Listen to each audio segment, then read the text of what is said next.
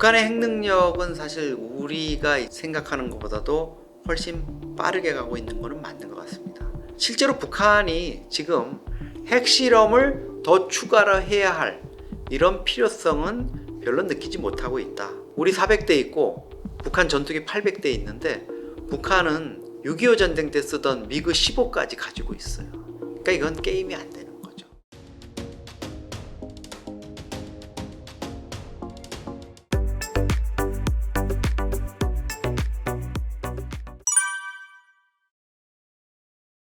뭐 토사구팽, 그러니까 토끼를 사냥하고 난 뒤에는 사냥개를 뭐 삶아 먹는다 이런 얘기가 있는데 그 정도까지는 아니더라도 아무래도 푸틴 입장에서 자기가 우크라이나하고 전쟁하는 그 다급한 상황하고 전쟁이 끝나서 이제 북러의 친선을 우아하게 이렇게 논하는 이런 상황이 되는 거하고는 천지 차이겠죠. 그렇다고 당장 뭐 전쟁 끝났으니까 푸틴도 자기 체면이지 금방 뭐 안인보살하고 야 너가 언제 뭐 도와줬니? 뭐 너 도와준 기억 잘 안 난다 뭐 이런 식으로 표정을 바꾸지는 않겠죠. 그렇지만 북러 관계는 양측의 어떤 그 뭐 야 우리 북러 친선 영원할 거야 혈맹이야 전쟁을 같이 치렀으니까 그거는 이제 레토릭으로만 남을 거고요.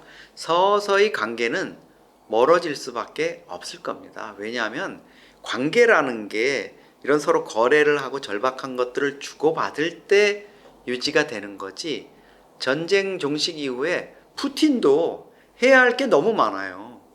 뭐 전후 복구 이런 사업을 하려다 보면 북한이 잘하겠습니까? 한국의 건설 인력이나 이런 쪽이 잘하겠습니까? 한러 관계 괜찮아요. 한러 관계 우크라이나 전에도 불구하고 레드라인을 넘지 않았습니다. 특히 우리가 우크라이나에 살상 무기 안 줬잖아요. 러시아는 계속 그거 주면 안 돼 했는데 우리가 다행히 뭐 불행인지 다행인지 그거는 평가하는 요소는 아닙니다만 그 선을 넘지를 않았어요. 그러면 전후 복구 관계에서도 뭐 북한에서 노동력 이렇게 투입될 수 있겠죠. 근데 그 폐허가 된 거기서 노동력만 가지고 되는 게 아니거든요. 그런 상황으로 놓고 보면 북러 관계는 사실 그 이후에 별로 그 연결점이 마땅치가 않습니다. 특히나 우리가 러시아하고 북한이 뭐 그래도 뭐 옛날에 소련하고 북한 관계가 그래도 꽤 많겠지 이러는데 북한의 대외 교역에서 중국이 차지하는 게 85%에서 95%까지 지금 올라가고 있는데요. 러시아가 차지하는 비율 아마 놀라실 겁니다. 1%가 안 돼요. 경제 교역에서.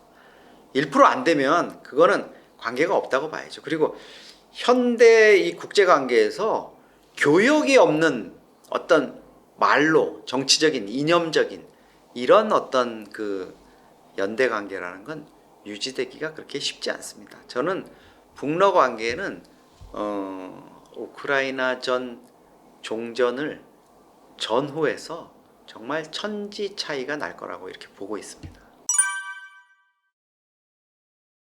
러시아 입장에서는 사실 북한을 계속 가두리 양식식으로 관리는 할 거예요. 왜냐하면 굳이 북한을 뭐 기분 나쁘게 하거나 뭐 우크라이나전에 이용만 했고 팽당했다라든가 아니면 나는 뭐 푸틴 형님 이럴 줄 몰랐습니다 하고 어디로 중국 쪽으로 베이징으로 달려가게 하거나 이렇게 할 이유는 없죠. 러시아 입장에서 보면 어쨌든 우크라이나를 불법 침공한 상황에서 미국 또 북대서양조약기구 나토군과 대결하고 있는 상황에서 유일하게 북한이 작년 우크라이나에 본격적으로 무기를 보내면서 또 병력을 보내면서 김정은 표정이 엄청 좋아졌어요. 힘만 가지고 뭐 저기 한 거고 실제로 이제 병력이라든가 무기를 가지고 지원을 했습니다. 뭐 170mm 자주포, 240mm 방사포, 한 220문? 포를 한 220문을 실어다가 지원을 해줬어요. 포격이 매우 중요한데 거기다 이제 그 포탄 이런 것들을 이제 지원을 했기 때문에 푸틴 입장에서는 엄청 고맙게 이렇게 생각을 할 겁니다. 그리고 그런 관계들은 저는 러시아 입장에서는 굳이 뭐 내치거나 이러진 않지만 그거를 계속 이어가게 할 지금처럼 끈끈하게 유지할 이런 동력은 저는 약하다고 봅니다. 그렇죠. 이게 이렇게 보시면 됩니다. 우크라이나전이 끝나고 나서 이게 사실 우크라이나전 종전이라는 게 지금 트럼프 미국 대통령이 어떻게 강하게 지금 압박을 하면서 가능해지고 있는 이런 상황이잖아요. 트럼프 대통령은 4월 20일까지 우크라이나전 종전시키겠다고 이렇게 목표를 잡고 있는데 우크라이나전 종전 이후에 북미 관계의 어떤 개선이라든가 트럼프와 김정은의 만남 이런 부분이 아마 김정은이 생각했던 시간표대로 안 풀리거나 좀 장기화되면 북한이 어떤 도발을 할 수 있습니다. 그게 뭐 핵실험, 7차 핵실험 얘기가 나옵니다만 핵실험을 하거나 아니면 ICBM, 대륙간 탄도미사일을 발사하는데 이번에는 기존보다 조금 더 위협적으로 뭐 태평양상으로 뭐를 쏜다든가 미국 본토를 제대로 45도 발사 각도로 하면 캘리포니아나 아니면 동부의 뭐 뉴욕이나 워싱턴 이런 데까지 때릴 수 있는 평가가 나올 정도로 한다 이러면 아마 미국이 상당히 자극받겠죠. 그 정도의 도발을 감행할 가능성이 있습니다. 그런데 그게 아니라 트럼프가 야, 나 김정은하고 지금 빨리 뭐 좀 해야 되니까 우크라이나 좀 빨리 끝내고 끝나는 분위기에 바로 말하자면 김정은 입장에서는 푸틴하고 놀다가 트럼프로 바로 환승연애 할 수 있는 기간 없이 이렇게 해준다면은 김정은 입장에서 별로 도발할 그거는 없을 거거든요. 트럼프 만나서 지금 기분 좋게 하노이에서 뒤통수 맞았던 거 좀 만회하려는 이런 장이 열리고 있는데 굳이 도발을 할 이유가 없죠. 그러나 여러 가지 상황이 자기가 여의치 않다고 생각되면 핵, 미사일 이런 도발을 할 수도 있고요. 한국을 대상으로 해서 어떤 국지적인 도발이나 이런 것들을 감행할 수도 있습니다. 공연히 트럼프를 너무 자극해가지고 미국 본토를 또 겨냥하니 이러면 옛날 2017년에 서로 대립할 때처럼 막 뭐 핵버튼 내게 있다. 야 트럼프는 또 내가 더 큰 거 있다 너보다. 이런 식으로 치졸한 말씨름하는 게 아니라 조금 더 이제 다른 방향으로 어떤 서로의 그런 게 나타날 수 있죠. 네.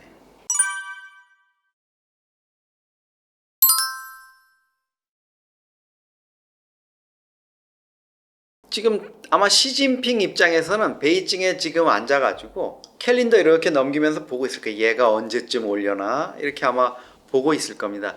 마치 그 집 나간 아이가 이제 엄마 형 잘못했어요 하고 돌아올 날을 이제 기다리고 있겠죠. 사실 북중 관계는 경제 문제뿐만 아니라 그동안의 북한에 대한 어떤 정치적 지원 또 핵과 미사일로 인한 대북 제재 미국이 제재할 때 중국이 엄청나게 후견 역할을 해준 게 맞아요.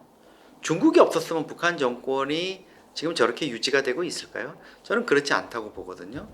그런 상황 속에서 김정은이 그렇게 한때는 시진핑한테 가가지고 저 다음 달이면 남북 정상회담 합니다. 문재인 대통령하고 만나서 이거 하는데 또 끝나면 또 보고하러 가고 뭐 이렇게 했더니 얘가 갑자기 어느 날 푸틴이라는 사람을 알고 나서부터 그쪽에다가 뭐 무기고 다 퍼주고 푸틴 형님 당신하고 우리의 관계가 최고 좋아요.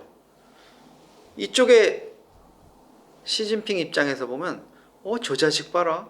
어디서 졌다고 말을 하고 건방져졌네? 이렇게 얘기할 수 있어요. 왜? 너 할아버지 아버지 때부터 이게 내려온 북중 친선이야. 대를 이어 내려온 또 산과 물이 있다은 이렇게 표현하거든요. 심지어 순망치안이라고까지 얘기해요. 그런 관계를 김정은이가 지금 좀 깨고 있는 거에 대해서 중국 지도부는 엄청나게 격앙돼 있을 겁니다. 중국의 특성 때문에 그걸 드러내지는 않고 있지만 그렇지만 이제 김정은 입장에서는 중국의 어떤 존재 이런 거를 무시할 수 없기 때문에 우크라이나 상황의 종전 이런 부분을 보면서 또 북미 정상회담의 어떤 개최라든가 트럼프와 자기가 다시 만나는 이런 과정에 가면은 아마 어떤 식으로든지 만날 수밖에 없을 거예요. 그렇게 되면 지금 뭐 그런 얘기도 나오지 않습니까? 사실은 김정은 입장에서 또 시진핑 입장에서 볼 때 김정은이 좀 괘씸하다고 생각할 수 있는 여러 가지 요인 중에 하나는 김정은이가 하노이에 회담하러 가고 뭐 이렇게 하고 또 정상회담 하러 다니고 이럴 때 심지어 그 비행기 누가 내줬습니까? 김정은 전용기는 그렇게 멀리 갈 수가 없거든요. 그러니까 시진핑이 자기 전용기 내줬어요. 중국 항공 그 마크가 새겨져 있는 중국 중화민국기 걸려 있는 이런 면에서 보면 김정은이 중국 시진핑의 어떤 틀을 벗어나서 뭘 한다? 이거는 좀 상상하기 어렵습니다. 결국은 돌아갈 수밖에 없을 거라고 봅니다.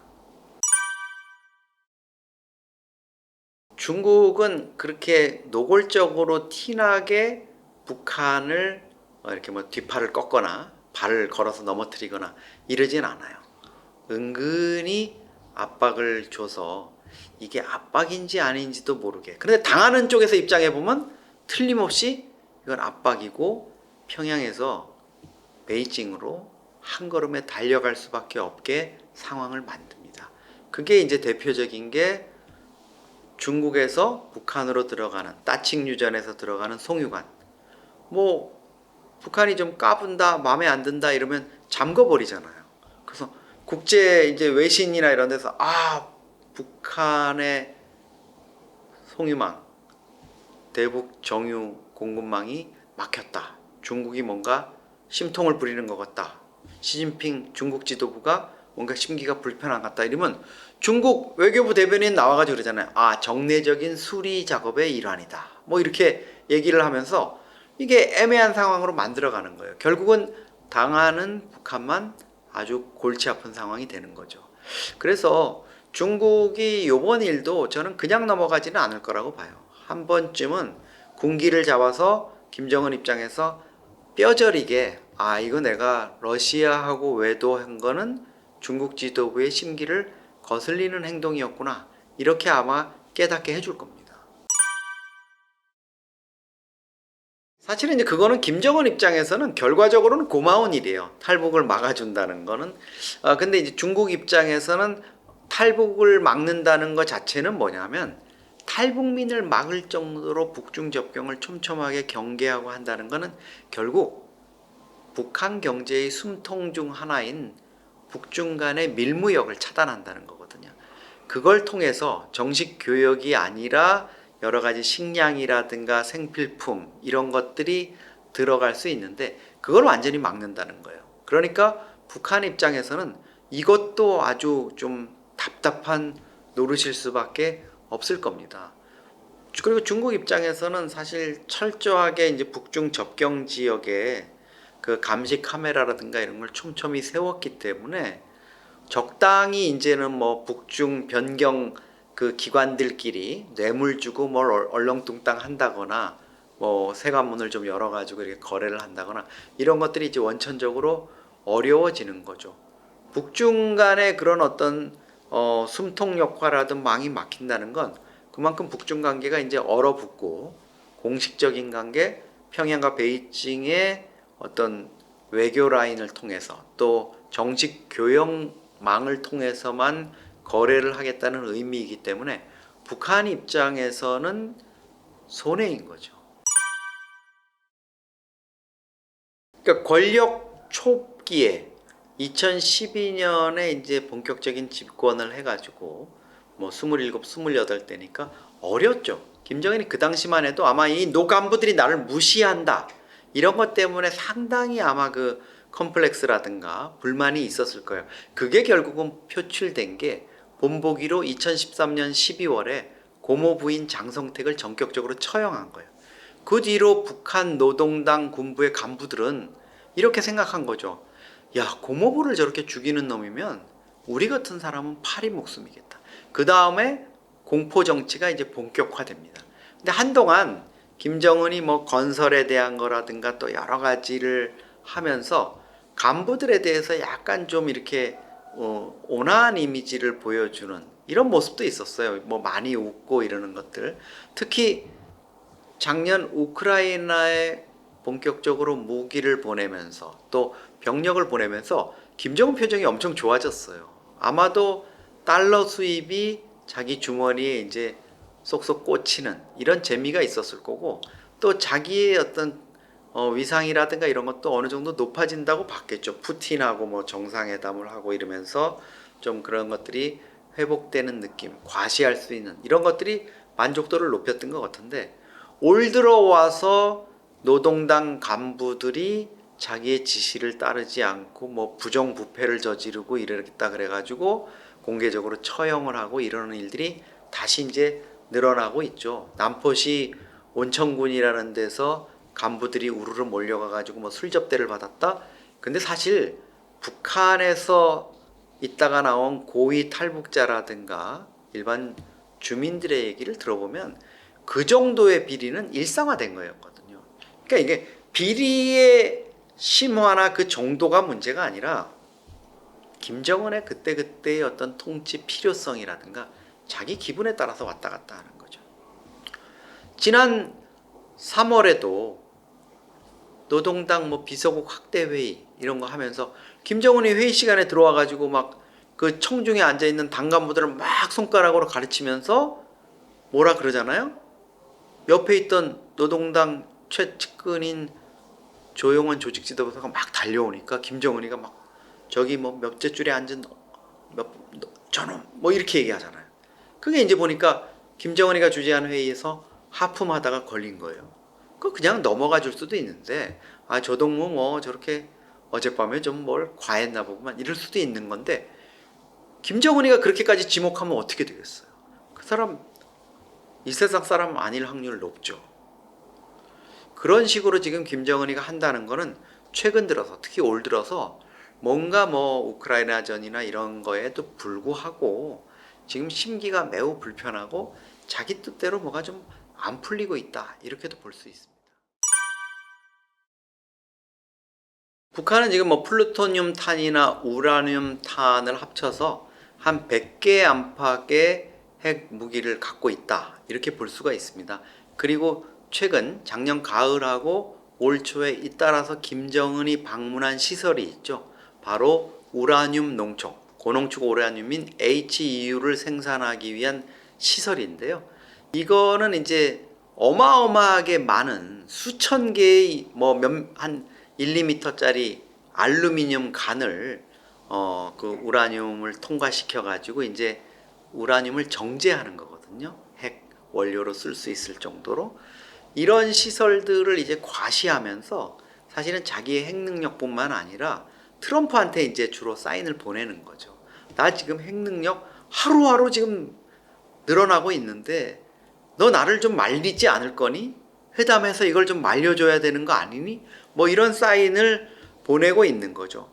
북한의 핵 능력은 사실 우리가 이제 생각하는 것보다도 훨씬 빠르게 가고 있는 거는 맞는 것 같습니다. 핵을 한 국가 체제가 개발하는 데 있어서는 기술이 있어야 되겠죠. 그 다음에 그거를 하기 위한 자금, 돈이 필요합니다. 어마어마하게 들어갑니다. 그리고 마지막으로는 최고 지도자의 의지예요. 이게 이제 우리 같으면 뭐 최고 지도자 한 사람만이 아니라 국민적 여론, 지지 기반 이런 게 있어야 된다는 의미일 수 있겠죠. 근데 북한은 이 세 가지를 다 갖추고 있어요. 돈? 뭐 가난한 나라죠, 북한. 인민들도 못 먹여 살리지만 모든 역량을 핵 개발에다 쓰고 있는 거잖아요. 말하자면 뭐 월세 살고 이러는 사람도 어렵게 지하 단칸방에 살고 이래도 이것저것 뭐 대출 끌어먹고 이래가지고 벤츠 한 대 산 거예요. 할 수 있잖아요. 뭐 다른 거 다 포기하고 하면은. 그런 식의 어떤 그 지금 불균형한 핵에 대한 집착을 보여주는 이런 상황이기 때문에 우리가 북핵에 대해서 상당히 우려하는 거고요. 7차 핵실험 같은 경우는 사실은 저는 개인적으로는 이제 7차 핵실험까지 북한이 할 것인가 이렇게 한 벌써 3, 4년 전부터 그렇게 주장을 해왔는데 정보당국, 한미정보당국 또 뭐 우리 군당국 3, 4년 전부터 계속 이제 7차 핵실험 곧 임박했다, 준비가 끝났다 이렇게 얘기를 하고 있습니다. 물론 당장 내일이라도 북한이 핵실험을 할 수 있어요. 어떤 과시 차원에서 자기네들의 핵 능력을.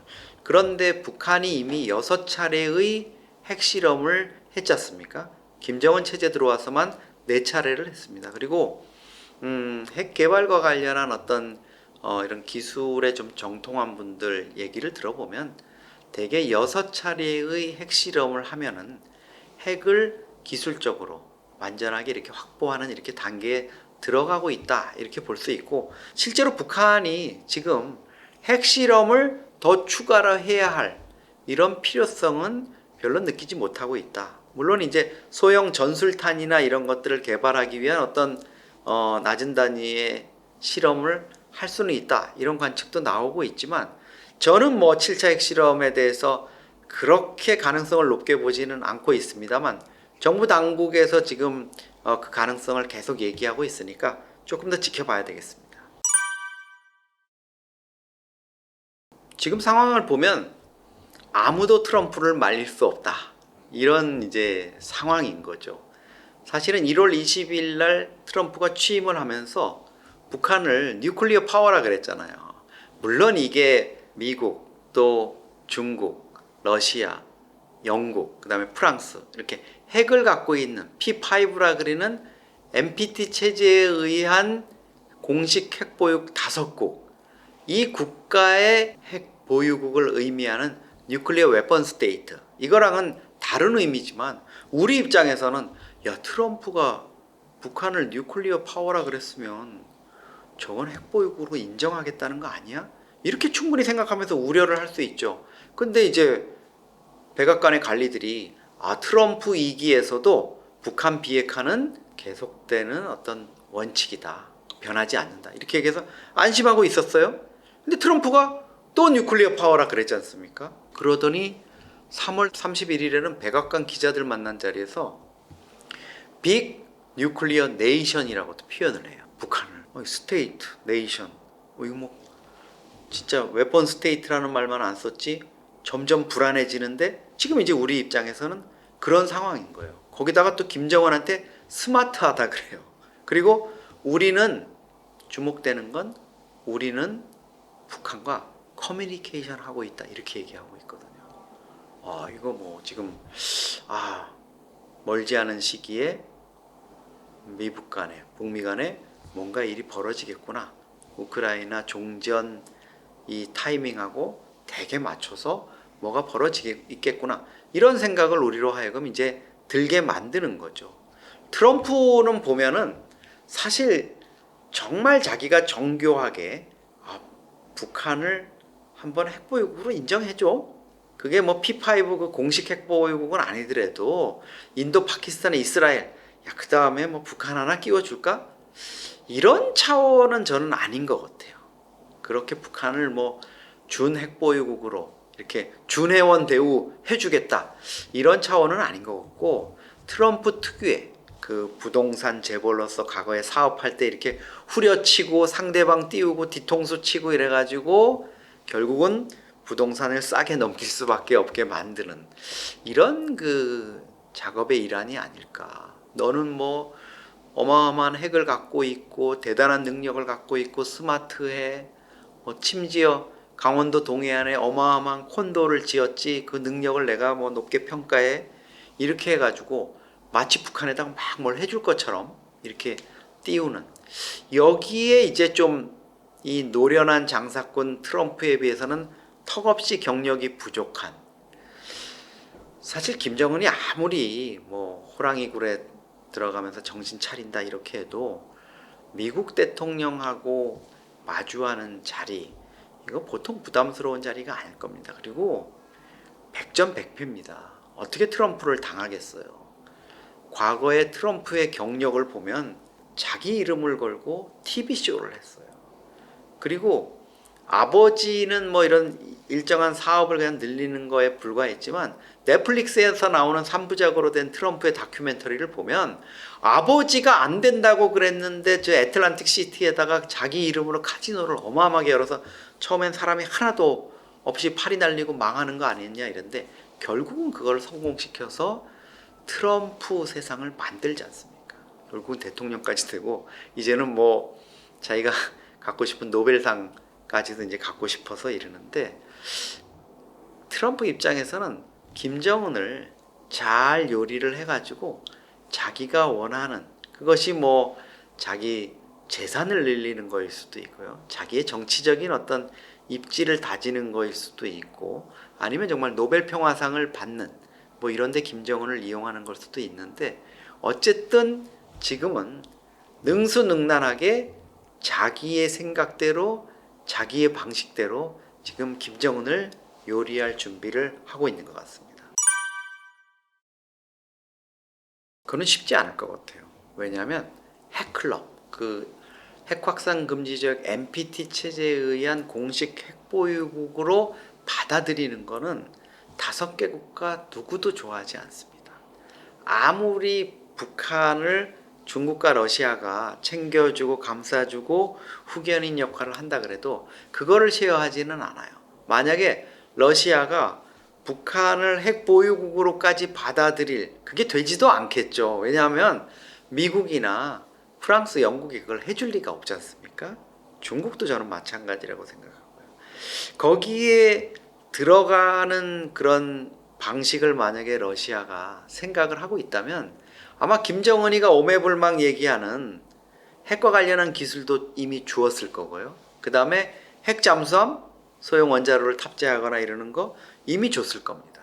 그리고 핵탄두 완성에 아주 정점을 찍을 수 있는 대륙간 탄도미사일이 대기권 밖으로 나갔다가 다시 안전하게 재진입할 수 있는 그 열과 압력을 속도를 견딜 수 있는 이런 기술들 북한이 지금 그 벽을 못 넘고 있는 건데 그것도 줬을 거예요. 근데 그걸 안 주고 있지 않습니까? 사실은 김정은 입장에서는 2003년 9월에 보스토치니 우주센터에서 푸틴하고 김정은이 만났을 때 푸틴이 군사정찰위성 기술을 준다 그랬잖아요. 2달 있다가 11월에 북한이 여러 번 실패하던 거를 성공을 합니다. 아, 러시아가 줬구나. 그런데 원포인트 레슨에 불과했어요. 김정은은 착각했죠. 계속 기술을 받을 줄 알고. 그래서 작년 초에 올해는 군사정찰위성 나 3개 쏠 거야. 공언을 했는데 작년 말까지 하나도 못 쐈죠. 러시아가 기술을 지원을 사실상 그건 중단한 거죠. 그러면 러시아의 생각은 뭐냐? 야, 그거 말고 딴 거 줄게. 내가 너한테 ICBM 기술 주면 미국도 그렇고 국제사회도 그렇고 다 나를 뭐 난리칠 텐데 야, 우리도 아무리 막무가내로 하지만 국제사회의 일원으로 이런 거 좀 해야 돼. 나도 이미지 관리 좀 하자. 이렇게 하면서 준 게 결국은 공중조기경보 통제기예요. 그러니까 김정은이 원했던 거 2가지가 있지 않습니까? 핵이나 ICBM 기술, 정찰위성 기술, 그 기술하고 그 다음에 전투기, 신형 전투기 좀 달라는 거였잖아요. 북한이 갖고 있는 거 지금 옛날에 80년대에 나온 미그 29 4세대 전투기, 우리는 벌써 F-35 40대 갖고 있고 20대 더 받아들이려고 그러는데 이거 스텔스 기능이 거의 완벽해가지고 완전 5세대 스텔스 전투기잖아요. F-35 떠가지고 미그 29 떠가지고 오면은 저쪽은 장님이에요. 이쪽을 못 봐요. 그러면 이쪽에서 얼마든지 그쪽을 제압할 수 있으니까 공군력에서 완전히 뭐 게임이 안 되죠. 우리 400대 있고 북한 전투기 800대 있는데 북한은 6.25 전쟁 때 쓰던 미그 15까지 가지고 있어요. 그러니까 이건 게임이 안 되는 거죠. 그러니까 트럼프 입장에서는 야, 그런 거 달라고 징징대지 마. 내가 공중조기경보 통제기 줄게. 이렇게 하면서 지난달 3월 말에 김정은이 이제 새로운 장난감 받은 것처럼 좋아라 거기에 올라가가지고 막 공개를 했어요. 물론 안에 시설이 우리가 갖고 있는 조기경보 통제기 최신형이랑 이런 건 너무 달라서 뭐 김정은이 공중에다가 전자오락실 차렸다 이런 비아냥도 나왔었는데 어쨌든 푸틴 입장에서는 최신 그런 거 비난받을 기술을 못 주니까 자, 일류신 76이라는 대형 수송기가 있거든요. 거기에다가 이 에이왁스 공중조기경보 통제기 이제 레이더로 한국의 공군 비행기의 운항이라든가 이런 걸 볼 수 있는 그거를 준 거예요. 그것도 러시아가 28대 그 A-50이라는 공중조기경보 통제기를 갖고 있는데 지금 러시아도 지금 전쟁 중이잖아요. 그러니까 그거 지금 28대 다 출동해가지고 몇 대는 또 떨어졌어요. 그러니까 못 주니까 북한이 3대 정도 그 일류신 76이라는 대형 수송기를 갖고 있으니까 나 너 이거 쓰지도 않는데 그거 한 대 개조해 이래가지고 작년 가을부터 열심히 개조해가지고 이제 선보인 겁니다. 아마 그 위에 있는 이런 우산형 도명 레이더 이런 것만 시스템만 아마 줘가지고 기술진 파견해서 장착을 한 것 같아요. 그러니까 러시아 입장에서는 아마도 그 정도만 주는 걸로 내가 너희들한테 해줄 거는 대충 해준 것 같아. 너 김정은 너가 원했잖아. 이렇게 좀 가름을 할 것 같습니다. 우리 국방당국 또 안보당국하고 대북안보 전문가 그룹에서는 사실 북한 비핵화 이 목표가 계속 우리가 가져갈 수 있을 거냐 하는 좀 우려를 갖고 있습니다. 왜냐하면 우리의 외교라든가 모든 대북 역량이 지난 한 3, 40년 동안 북한 핵을 비핵화하는 거였어요. 북한의 핵을 포기시키게 만들고 김정은이 핵을 포기하는 게 더 낫다. 이런 것들을 인식하게, 소위 말해서 셈법을 바꾸게 한다는 데 초점이 맞춰져 있었잖아요. 그런데 우크라이나 전체적인 상황은 김정은으로 하여금 핵을 포기하면 안 되겠구나 하는 생각을 더 굳히게 만들었을 거예요. 핵탄두 1700개, 그리고 핵 미사일 200기를 가지고 있던 우크라이나가 러시아로부터 이제 소련으로부터 분리되면서 이제 가지고 있었는데 감당도 안 되고 국제사회의 압박. 야, 너 힘도 약한데 그거 잘못 갖고 있다가 테러리스트한테 넘어가면 그 무슨 영화에 나오는 그런 장면 연출된다? 그거 내놔. 이래가지고 그거를 이제 순순히 핵을 포기했잖아요. 그걸 가지고 있었더라면 우크라이나가 지금 저런 꼴이 났겠느냐. 이런 생각을 우리도 하지만 김정은 입장에서는 그래, 핵은 절대 놓치면 안 돼. 가지고 있어야 돼. 이런 생각을 굳히게 만들었기 때문에 비핵화 점점 쉽지 않을 거다. 그리고 트럼프가 특히 미국이 뭐 대북 제재 압박, 북핵 포기 이런 거에 주도적 역할을 했다는 게 해온 게 사실 미국이잖아요. 근데 트럼프가 저런 식으로 지금 뉴클리어 파워니 뭐 하고 있으니 이게 이제 볼장 다 본 거 아니냐 이런 우려가 나오고 있습니다. 물론 저는 북한 비핵화의 목표는 우리가 계속 가져가야 되고 거기에 맞춰서 상황 변화에 맞춰서 이제 다른 방안도 함께 좀 모색해 봐야 된다 이렇게 생각을 하고 있지만 다양한 지금 얘기들이 나오고 있는데요. 제가 보기에는 우리가 자체로 핵을 보유한다. 듣기에는 정말 시원하죠. 야, 우리도 갖고 있으면 뭐 저 자식들이 하면 우리도 때리고 뭐 똑같이 죽을 너 못하지? 뭐 겁쟁이 김정은 이렇게 얘기할 수 있겠죠. 근데 그거는 현실적으로 가능하지도 않고요. 우리 입장에서는 그걸 할 수도 없습니다. 정말 우리가 북한처럼 쫄쫄 굶어가면서 미국의 제재를 받으면서 핵 개발해가지고 어떻게 한다? 그러면 가능하죠. 근데 우리는 이미 OECD 국가로서 또 세계 경제 강국으로 또 문화로 하다못해 우리 불닭볶음면도 팔아 먹어야 되지 않습니까? 안 되는 거예요, 다. 그런 세상은 우리가 경험해 보지도 않았고 그렇게 되기도 사실은 어렵습니다. 그렇다면 뭐 잠재적으로 우리가 핵 능력을 보유할 수 있는 뭐 이런 걸 갖춘다? 그것도 쉽지 않거든요. 지금 만약에 북한이 정말 핵을 개발하거나 더 개발해서 완전한 단계에 접어들거나 우리에 대한 위협을 가하거나 아니면 미국이 우리한테 정말 핵우산을 제대로 제공해 주질 않고 비 올라 그러니까 찢어진 우산 주면서 피해라 이런다면 우리가 할 수 있는 방법은 사실 전술핵 과거에 우리가 이제 한반도에 있었지만 91년에 한반도 비핵화 공동선언 때문에 외부로 반출했던 핵을 이제 다시 국내로 반입하는 문제죠. 그것도 아마 국내에서 반대하는 분들이 많을 건데요.